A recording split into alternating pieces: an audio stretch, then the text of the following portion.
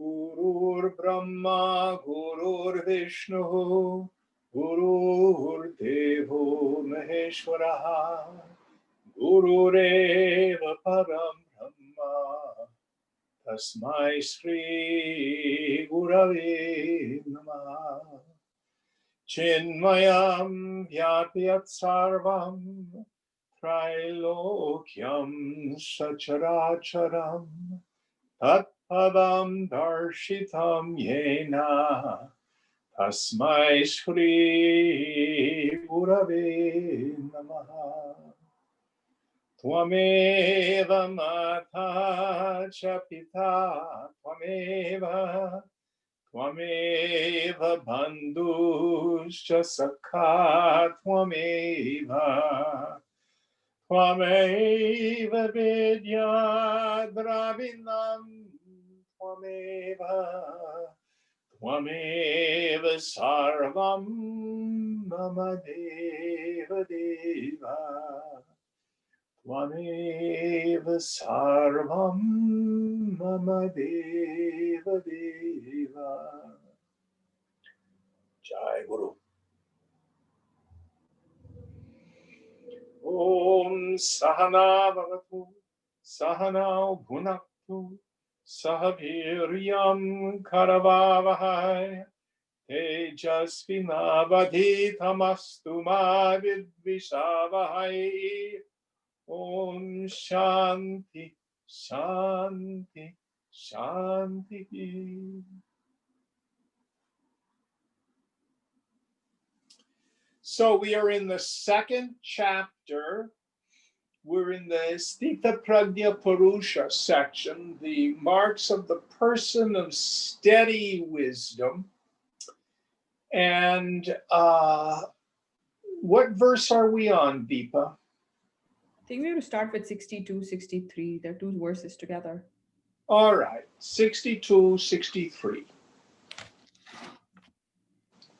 Dhyayato Vishayan Pamsu. Dhyayato Vishayan Pumsa. Sangaste Steshu Pajayate. Sangat Samjayate Kama. Kamat Krodho Bhijayate. Krodad Bhavati Sammoha. Sammohat Smriti Viprama. Smriti Bhramshada Buddhinasho. Buddhinashat Pranashyati. When a man thinks of objects, attachment for them arises. From attachment, desire is born. From desire arises anger. From anger comes delusion. From delusion, loss of memory. From loss of memory, the destruction of discrimination. From destruction of discrimination, he perishes. So what we have here in these two verses is what I call the fall of a human being. It is anti-yoga. What is it that causes me to get caught up in the world, to engage in the world in a way wherein I end up with sorrow, with suffering? What is the process?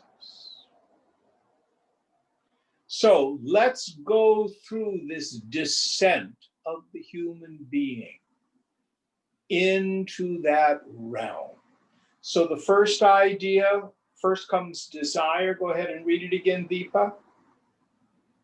When a man thinks of objects, Attachment for them arises. So this is the first thing that happens. Frankly, we don't have a lot of control over the first thought that arises. It's the second and third and fourth and fifth thought, etc., that becomes problematic. So the thought of the object arises, and then a person engages in what in Sanskrit we call chintya. In Hindi, chintya just means worry. But in Sanskrit, it means ruminating over something, thinking about it. So the thought of an object of desire either arises in my mind or it's presented to me in the phenomenal world. Then I start to think about it and I begin to think about my past experiences or my future hopes about that object. What happens next? Next idea? From attachment, desire is born. Yes. So when I approach the world with, I think that object over there has the power to make me happy, then desire is born. And here it's not preference, it's this deep, deep sense that I need that person, place, thing, or condition in order to be happy. We have words like spriha, longing. I like to translate kama not only as desire, but as craving. The Buddhists oftentimes will use the word trishna, thirsting. Vancha, I want, I want, I want, I want. So first the object is presented, either pushed out by the mind or my senses report it. When I think about it, then I get attached to it. I start to think that's where the joy is. Then the desire for it arises. Next idea. From desire arises anger. Yes, well, that's funny. How come the result, the end point of desire is anger? Let's look at what anger is. The yogic definition of anger is thwarted desire or unmet expectation. Look to your own direct experience. When you're angry, why are you angry? I didn't get what I wanted. Or when I got what I wanted, it didn't deliver the joy that I thought it would. Or I had an expectation that somebody was going to do X, Y, or Z, and they didn't. I'm annoyed at them.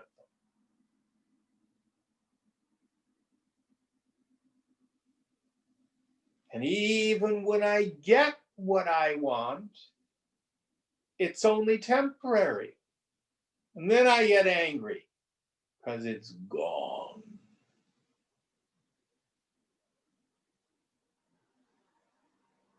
Somebody else has it.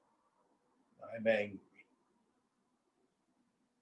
So that's the yogic definition of anger. Thwarted desire or unmet expectation. And here Krishna is saying that The inevitable result of attachment that produces this craving is anger. What's the end result of anger? Next idea. From anger comes delusion. Yes. Then the mind starts to get deluded, and I start to behave in ways that are not from my highest character. Have you ever said anything to someone you love that you really regret? Or gotten vengeful, tried to punish someone you love or someone at work or something like that? We get deluded. We're no longer solution oriented in life. Instead,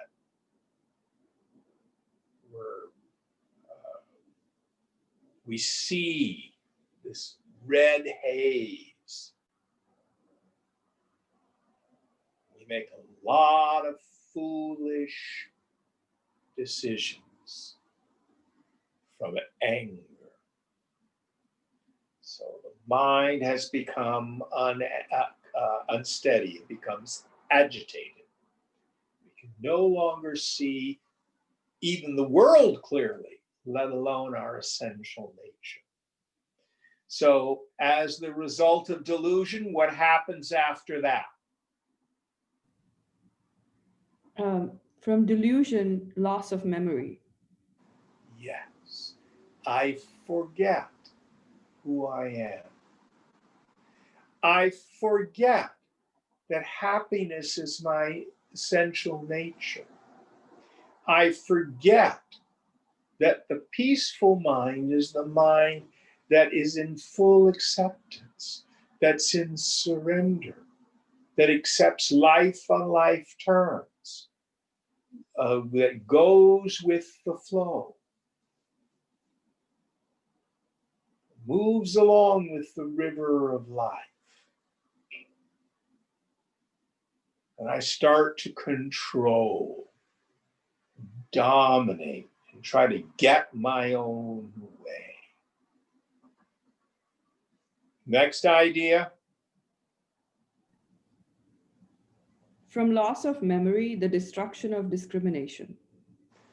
Yes. Once I forget who I am, then I'm convinced that I'm a victim of life. I thought it was fascinating. President Trump stood up to this big rally in Georgia and said, "We're all victims. I'm a victim. You're a victim." Oh, how ego loves that one.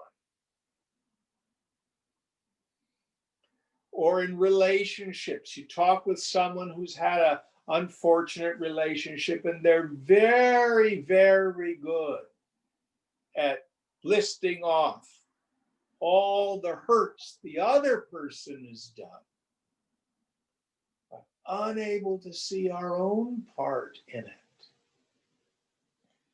We're convinced that the world and its people have wronged us. Now, children are in fact victims. Children experience traumas, etc. But when you're an adult doing a yogi, my mind is not working well tonight. When you're an adult doing yoga, when you're a yogi, we have to deal with these memories in the now. The traumatic father or mother or sibling is not here. So we've got to be able to pull that stuff apart, not be deluded, be able to discriminate. And the yogi wants to live with this slogan: It's a spiritual axiom that if I'm disturbed, no matter the cause, I'm the one with the attachment. I'm the one with the identification. Then we can do something about it. But as long as we take on the posture, they done it to me, no hope for peace. No hope for peace. Next idea.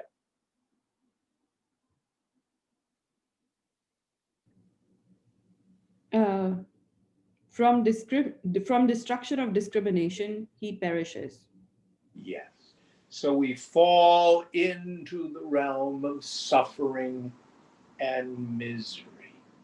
So I invite you to put a little star next to verses 62 and 63. Isn't that the two of them? Yes.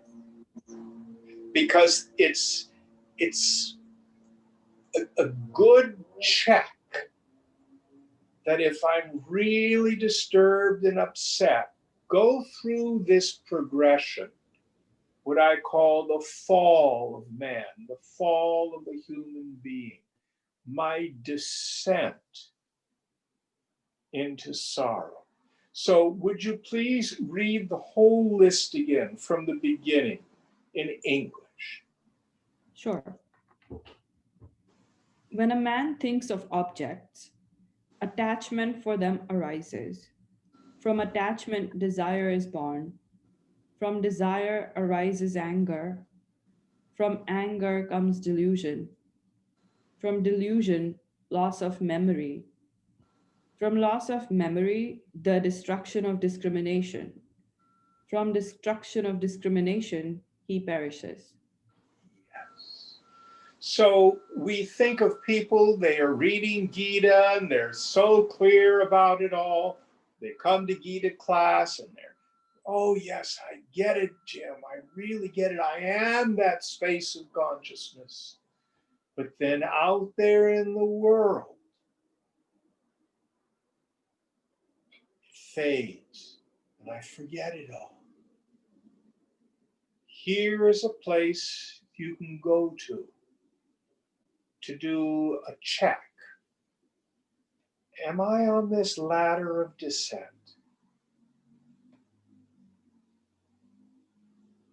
And the neat thing is, on any rung on the way down, you can stop.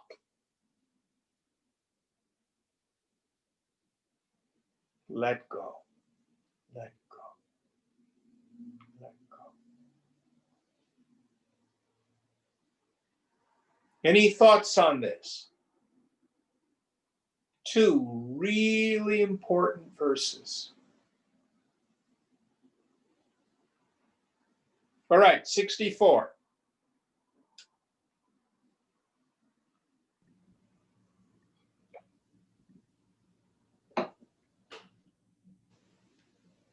रागद्वेष वियुक्तैस्तु विषयानि इन्द्रियैश्चरण आत्मवश्ये विरथेयात्मा प्रसादं दिग्गच्छति.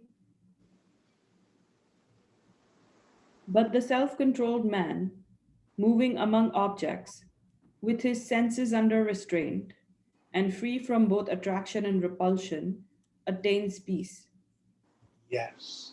So here we have two technical terms, raga and dvesha. Raga is passion for things. Dvesha is aversion.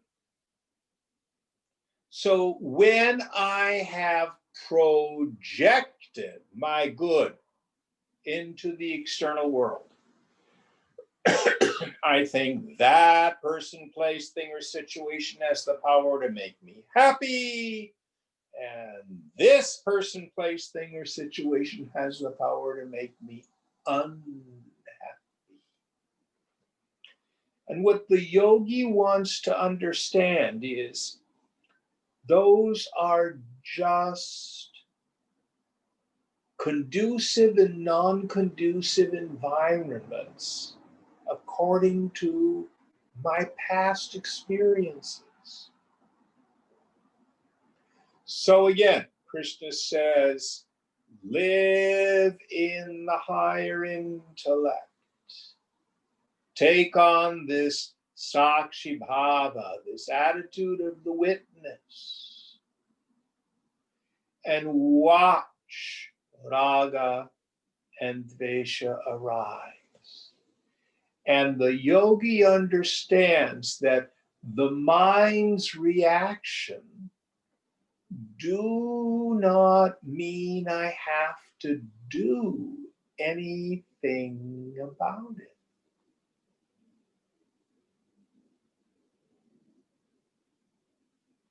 And it's also very mechanical. Oftentimes, when you're in a group of friends, someone will say, oh, I just can't stand it when so and so is with us. They just annoy me so much. I don't know why, but they just bug me. And then you say, really? They're a little quirky, but they're a nice person. In other words, they have aversion, you're comparatively neutral. Or the other way around. You say to your friend, oh, don't invite so-and-so. They just absolutely drive me up a wall. They do? What do they do? I don't know what it is. They just drive me up a wall. Vesha, what is it? What is it? Just the force of our past. At an unconscious level, they remind us of an older sibling, a parent, a teacher, something even from a prior lifetime. Who knows? And it doesn't matter. But what the yogi wants to do is when raga and dvesha arise, don't do anything. They're just a feeling. And a feeling is temporary. You don't have to go causation hunting. Sometimes the cause will arise, but all you have to do is be present to it. Oh, and usually it's an old friend.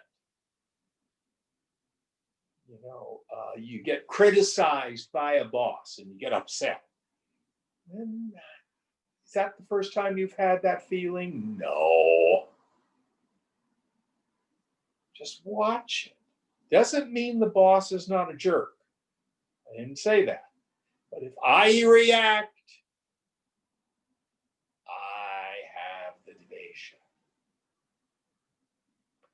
So watching the raga and the dvesha arise. And just having what we're going to call later on samadrishta, this equality of vision. When the situation is conducive, the mind has raga. When the environment is non-conducive, the mind has dvesha. It's very mechanical.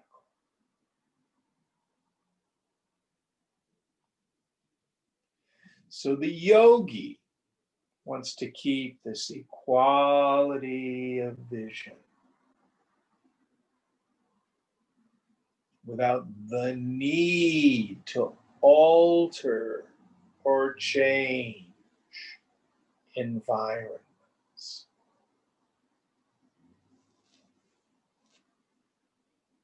Just be present to them. See what's going on. This very calm mind. Because it's my reactivity to conducive and non-conducive environments that continue to reinfect the mind and keep that cycle of reactivity going. over and over and over.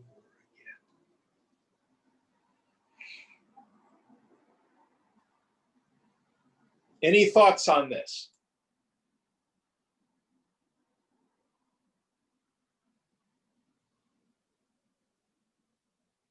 Next one.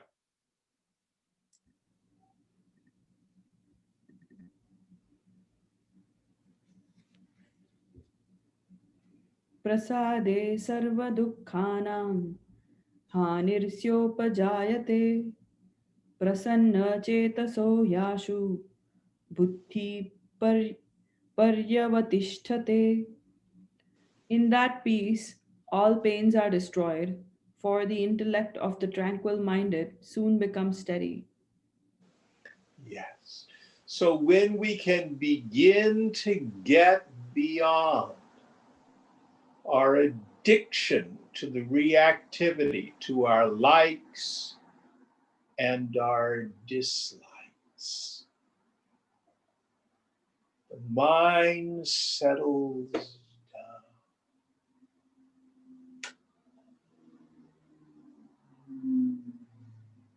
It's very interesting. One of the things we see in contemporary uh, social action and interaction is this whole idea of microaggressions. So one wants to acknowledge when someone has had a microaggression, and I want to protect myself from that aggression. So we're protecting feelings. From a socially aware viewpoint, that might be of value. But for a yogi, it's an absolutely impossible task. You can't ever manipulate the environment so that you never get hurt or offended. Ain't gonna happen. That doesn't mean that we don't do consciousness raising.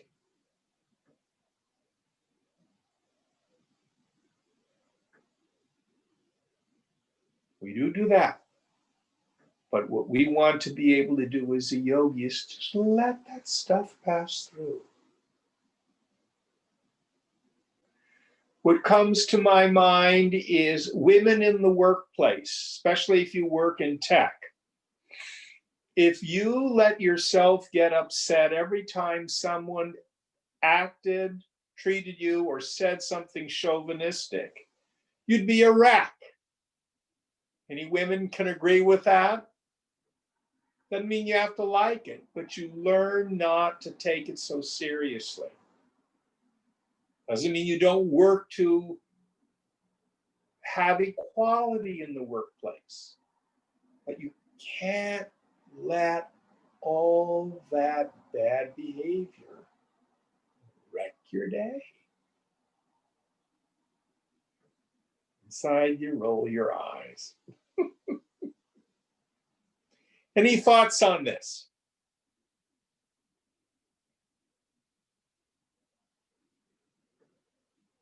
You want to let everything just pass through. Just pass through. Positive and negative. We talked about having a mind like a wicker basket with water poured into it, like a colander. Just let that stuff pass through. And soon the mind attains peace.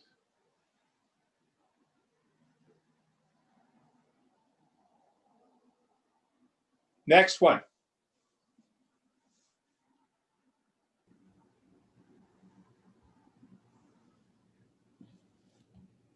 नास्ति बुद्धिर्युक्तस्य न चायुक्तस्य भावना न चाभावयत शान्तिर् शान्तस्य कुत सुखम्.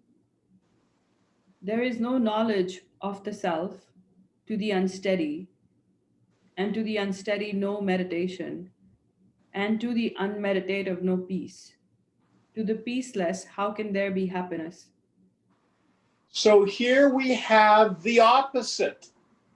It's phrased in negation, but how is it that I have a rewarding life, a life that is full of joy? And here Krishna says, peace.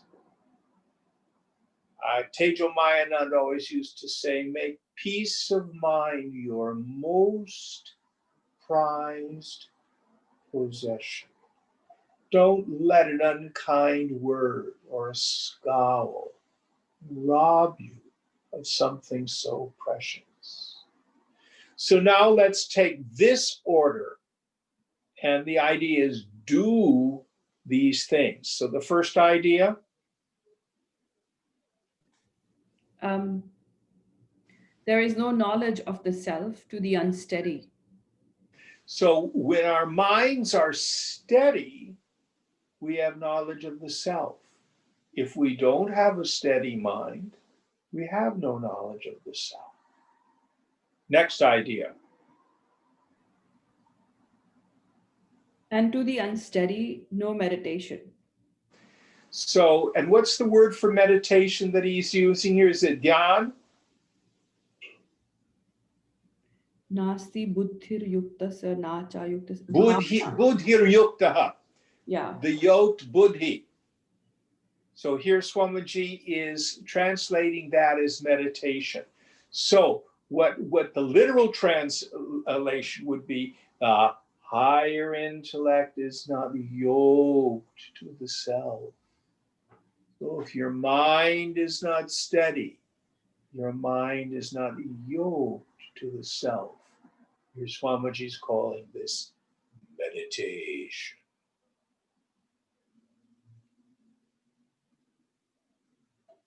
And without meditation, what happens?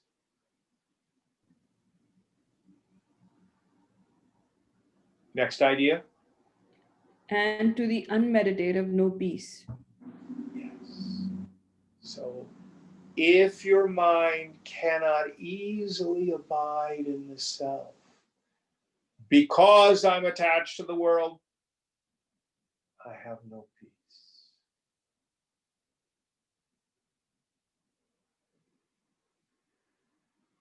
Another quote from Tejo Mayananda.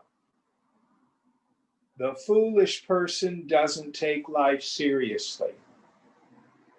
The intelligent person takes life seriously. But the wise person seriously doesn't take life seriously. Let go. Watch the light show.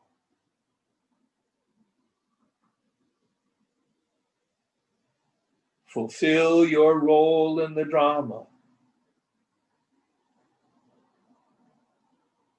Keep your mind yoked to the self.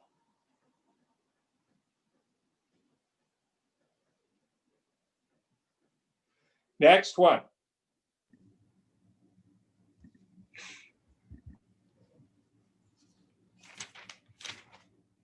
What number is this? This is 67. Indriyanam hi charatam yanmanonu vidhiyate tadasya harati pragnam vayurna vami vayurna vami vambhasi. For the mind who follows in the wake of the wandering senses carries away his discrimination as the wind carries away a boat on the waters. Vayu, the wind. So if you're out on in a sailboat and you've got gusts of wind and you can't get your sail down in a gale, the wind will just take the boat wherever it wants to blow.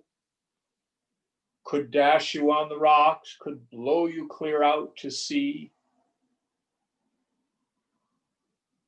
So also is the mind of the person who is attached to the sense objects.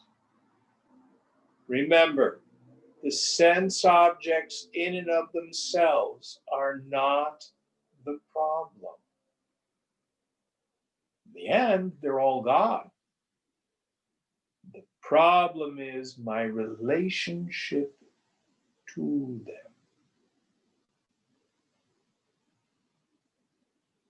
When I think I must have this, that, or the other thing, or I cannot endure such and such and so and so.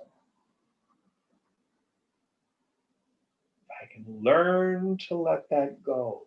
This is the real sannyas. Has nothing to do with running around with a begging bowl in orange.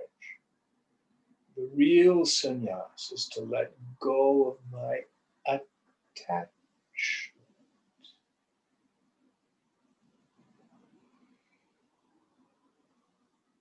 I like to take on the idea everything that comes to me is on loan from God. And God's the ultimate repo man. I never know when he's going to say, okay, contract up, take it back. Thank you for that short and temporary gift of one of your divine manifestations, but now gone. No attachment. No attachment. And we can enjoy without attachment. We intuitively do that in nature. You go up to Muir Woods and you see the beauty, the cathedral-like silence of the giant redwoods. But you don't need to cut one down and take it to your living room. Nobody tries to possess a sunset. I have a choir. We're having king tides now. I don't know exactly what it is, but it's the way the sun and the moon are set up. So the water in Lake Merritt gets really, really low. So when the tide is quite low, which happens in the evening this time of year, all the seabirds come and they feed on whatever's there in the shallows. And there's this cacophony of bird calls that happens right before sunset. I love to listen to the choir of birds singing outside. It's just marvelous. It's just marvelous. It lasts 20 minutes, half an hour, and it's gone once it gets dark. Can't possess it, but you can enjoy it.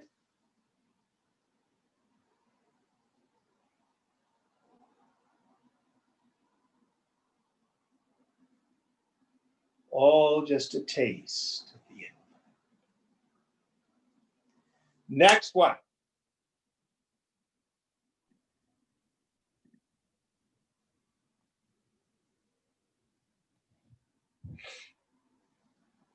तस्माद्यस्य महाबाहो निगृहीतानि सर्वशः इन्द्रियाणीन्द्रियार्थेभ्यः astasya prajna pratisthita.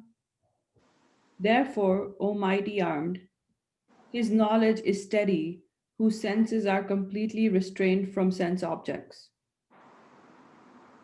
And here, by senses restrained from sense objects, we don't mean you don't see, hear, taste, touch, or smell things. It doesn't mean that. It's like when that energy gushes out and rubs all over the object. Oh, I want that. Ooh. Or, ooh, I can't have that. So it implies a practice In the beginning, we can only do this perhaps for short periods of time. You can do it, for example, when you go for a walk. Just do your best to keep your energy deeply introverted. We call this shama and dhamma, and the best uparati, sense withdrawal.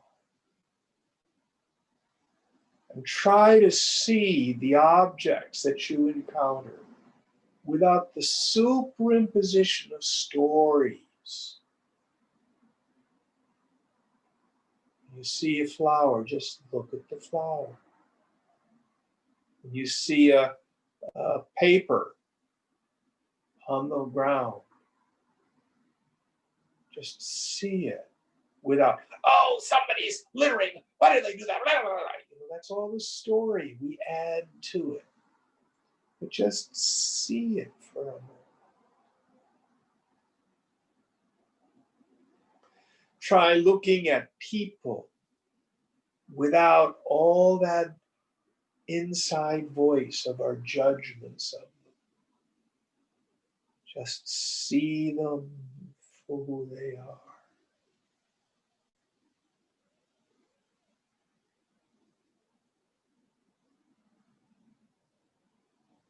An amazing thing starts to happen.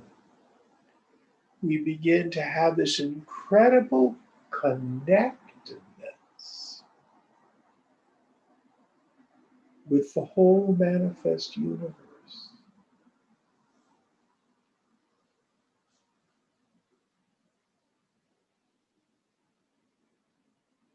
All reveals such incredible beauty and glory when we're not superimposing our story or missing what's there because we've got all this dialogue going on in our minds.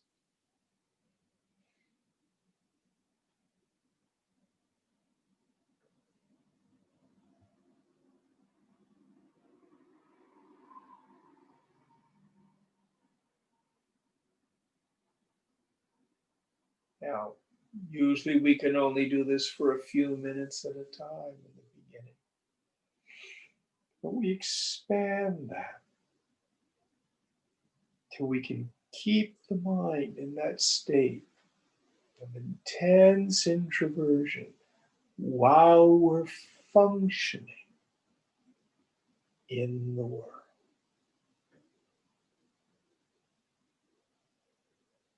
Any thoughts on this?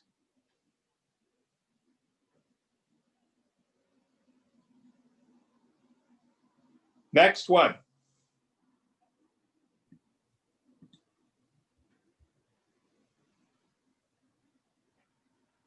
या निशा सर्वभूतानां तस्यां जागर्ति संयमी यस्यां जागृति भूतानि सा निशा पश्यतो मुनेः. That which is night to all beings, in that the self-controlled man keeps awake, where all beings are awake, that is the night for the sage who sees. One of my favorite verses. So, for the person of steady wisdom, for the person who is established in the self, and even for the yogi before she or he is rooted in this knowledge, you begin to see something very weird about the world. You can be in the most ordinary place, like the lunchroom at work or at the gym, and you hear people talking about, oh, yes, I'm going skiing next winter at blah, blah, blah, blah, blah. Oh, I'm feeling so good because my stock portfolio is hit at all-time high. And oh, yes, my partner and I are going to buy another piece of property, a vacation home. And you know, you hear it and you can appreciate it. But it's not your world. And then for you, Oh, nothing is more important than remembering to revel in the self, to study scripture, to practice my viveka and my vairagya. So where we live as yogis, that's day to us. Those people out there makes no sense. They don't even know it exists. It's night to them. And all the things that motivate them, they don't touch us. What concern do we have for those things? We have a different playground. Now, listen carefully. As we begin this journey, there will be a time when you have a foot in both worlds. And what may happen is old friendships, old playgrounds start to fall away. You start to hang out with a different group of people who have different values.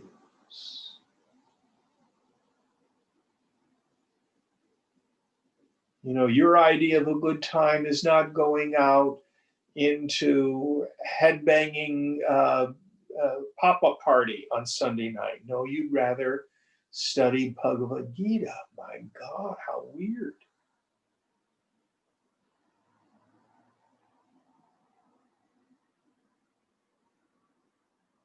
So don't think that there's something wrong with you if you find yourself pulling away from the kinds of pursuits that other people are driven by or motivated by. There's nothing wrong with their pursuits. But it's not our playground if we're yogis. And it's pointless to try to tell people about it. When they're ready, they'll ask.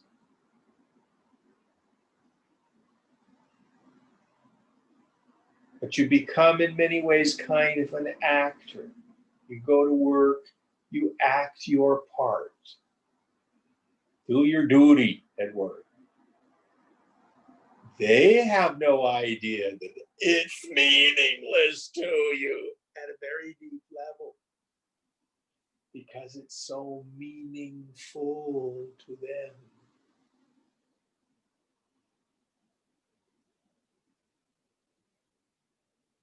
When you treasure these moments of reveling in the self, when you get these tastes of the divine, they don't even know it exists.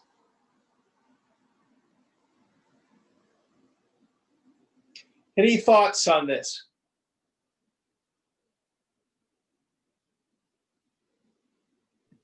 Jim, I have a Yes. question. On the days that I meditate in the morning and I'm feeling disgruntled about work, and then I tell myself that this is ephemeral and it's anitya and all that, then I find it difficult to motivate myself to work. So, what does yoga have to say about going from detachment to tamas in those situations? Well, I can only share with you my own journey. I jokingly say that God has led me through life through my wallet. I'm not a trust fund kid. And I do not, at one point I thought I might become a sannyasi and be attached to an institution, but that didn't work out. So the bottom line is I have to pay the rent. So what do? Well, you might as well work at something that's fruitful, that's rewarding, that's of value, and hopefully you enjoy it to some degree. But it's not like you have driving ambitions necessarily. Not like you used to, or perhaps other people. So if you're too tamasic and you don't go to work, they're going to fire your ass. And then you won't be able to pay the rent, and then you're going to have to go out and get another job. Am I wrong? No, you're right. Yeah, that's a good reason to go to work.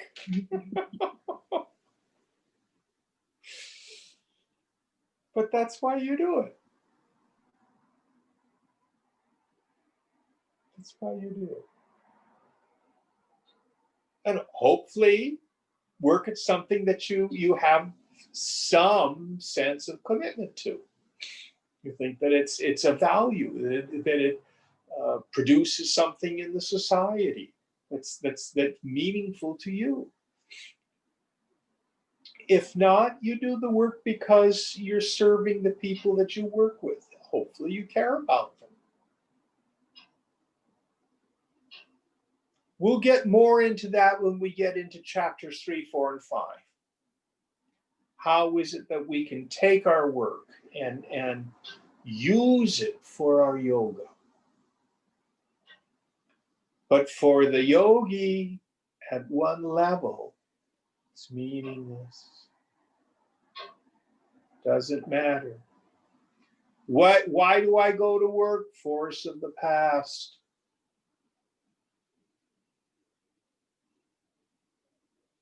That's it. Did that help at all? Yes, for sure. Thank you. Even maintenance of the body is not possible without action.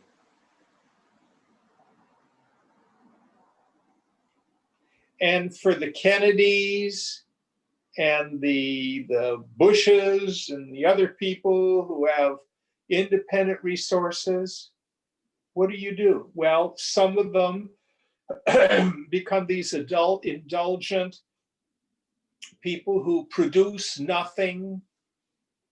Swamiji used to slam people like that, who only take from society. They contribute nothing.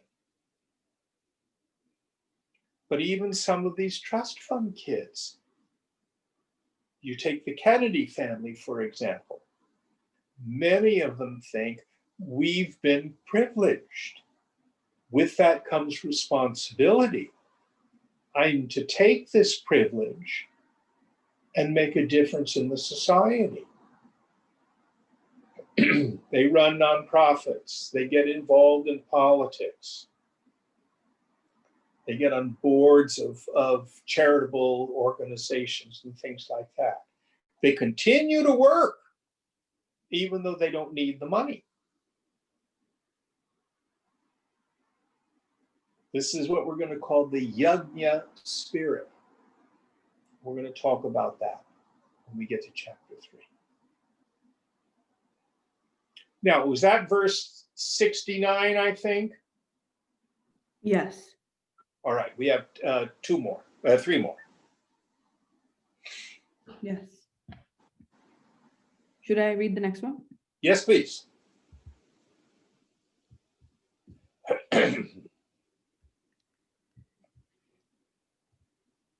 अपूर्यमाणं जलप्रतिष्ठं समुद्रमापः प्रविशान्ति यद्वत्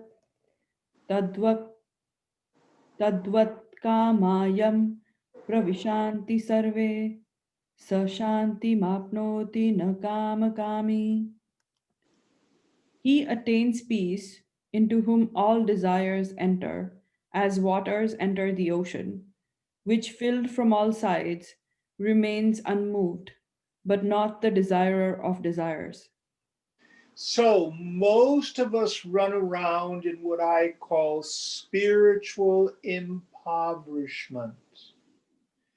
I have a God-shaped hole in my heart. I'm needy, needy, needy.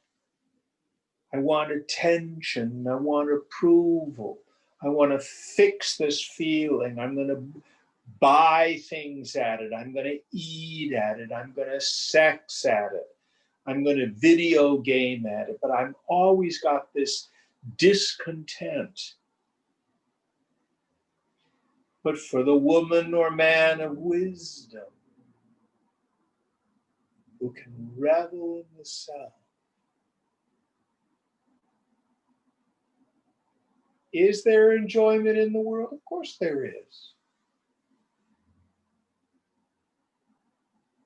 But here Krishna says it's like rivers flowing into the ocean, but they don't raise the level of the ocean. It's like a thimbleful of water added to the ocean. I will frequently use the expression that the world becomes trinkets and baubles.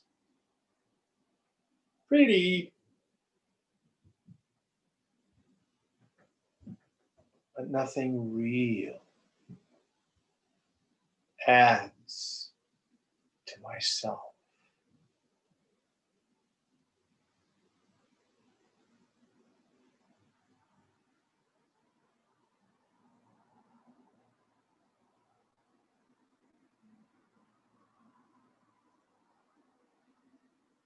Next one, 71.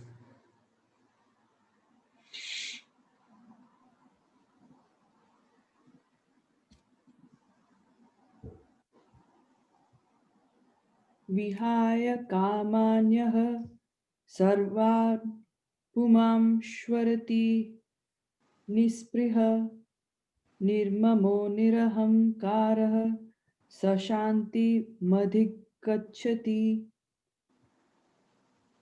Sorry, I totally lost the tune there because the previous verse was different. Uh, the man attains peace who, abandoning all desires, moves about without longing, without the sense of I-ness and minus. So here, the person of steady wisdom moves about in the world. They don't withdraw from the world. But their relationship to the sense objects. Appreciation, it's pretty, but without this clinging.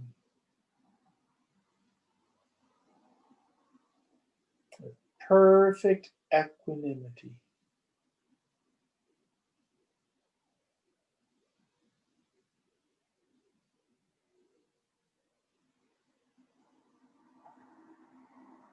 Giving up an investment, having to be this way or it can't be that way.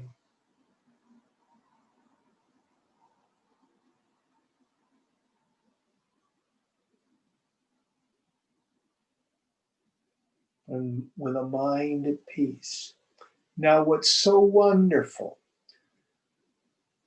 the prophet Isaiah used this marvelous language, the still small voice.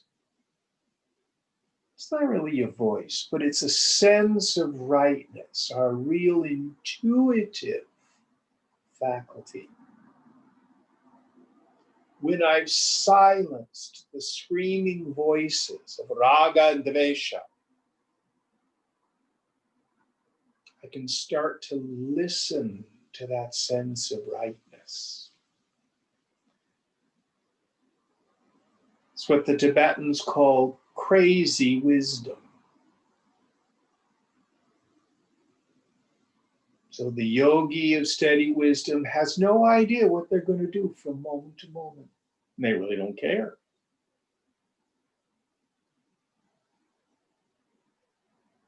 There's no business plan for life. Doesn't mean at work you don't plan out, or if you're going to go shopping, you don't make a shopping list.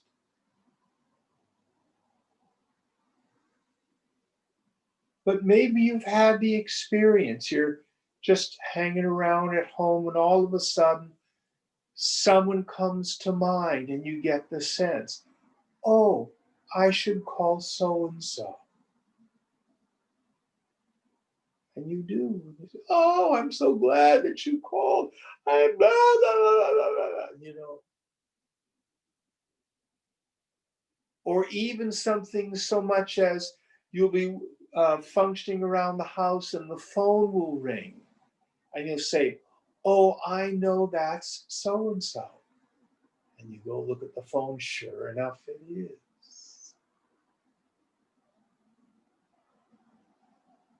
Or you may just be in your activity and you'll get a sense, oh, so and so is upset, could use some support. You reach out.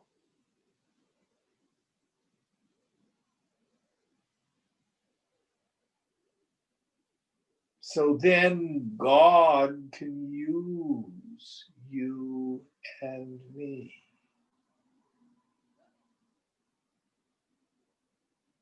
Once we become malleable, soft, so we can be moved and directed by the infinite.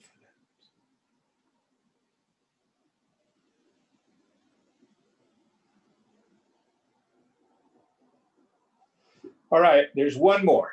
We'll finish up. This is 72. Yes. Esha Brahmi Sthiti Partha Nainam Prapya Vimuyati Sthitva Syan Mantakalepi Brahmanirvana Mrichati. This is the Brahmic state, O son of Pratha. Attaining this, none is deluded. Being established therein, even at the end of life, one attains to oneness with Brahman. So here, this second chapter, he sums it up. That this is the state of oneness with Brahman. And he uses the word nirvana, if I recall, doesn't he? Yes, he does. It predates Buddhism. Bhagwad Gita is much older than Buddhism. Buddhism took this word, and it's a big part of what you find in Buddhism, but it's right here in the Gita. Literally means blown out. So the idea here is for a candle or a lamp, there's fuel that's making the flame burn, burn, burn. That's the desiring mind burning. But for the person of steady wisdom, the person who abides in Brahman,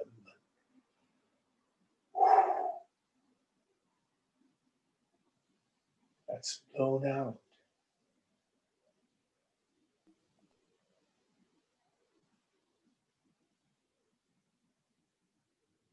There's peace.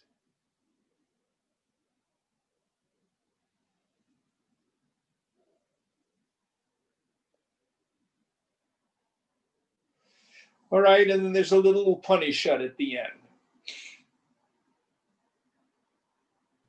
Yes. Om Tat Sat Srimad. Om Tat Saditi Srimad Bhagwad Gita Upanishadsu Upanishadsu Brahma Brahma Vidyayam Vidyayam Yoga Shastre Shri Krishna Arjuna Arjuna Samvade Sambhade. Sankhya Yogo Nam Dvitiyodhyaya.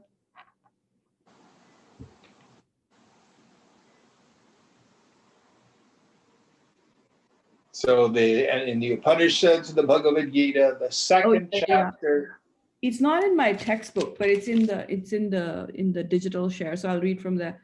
Thus, Okay. in the Upanishads of the glorious Bhagwad Gita, in the science of the eternal, in the scripture of yoga, in the dialogue between Sri Krishna and Arjuna, the second discourse ends entitled The Yoga of Knowledge. Sankhya Yoga. All right, so we finished this very important chapter, Sankhya Yoga. And next week, we will start out with Arjuna, who starts with a question, which is really good. Now, let's do a little bit of calendaring for the end of the year. We will have class next week, which is the 20th. Then we will take the following Sunday, the 27th, off. There will be no class on the 27th. And we will resume class on January 3rd, I think it is. Let me check to make sure.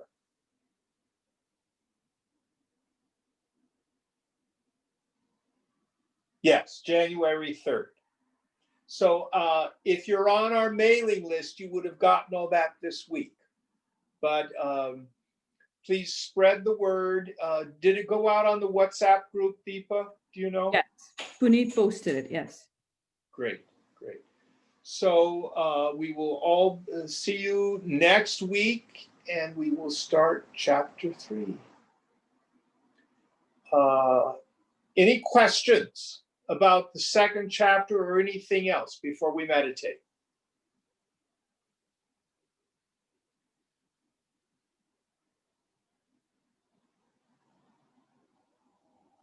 Okay.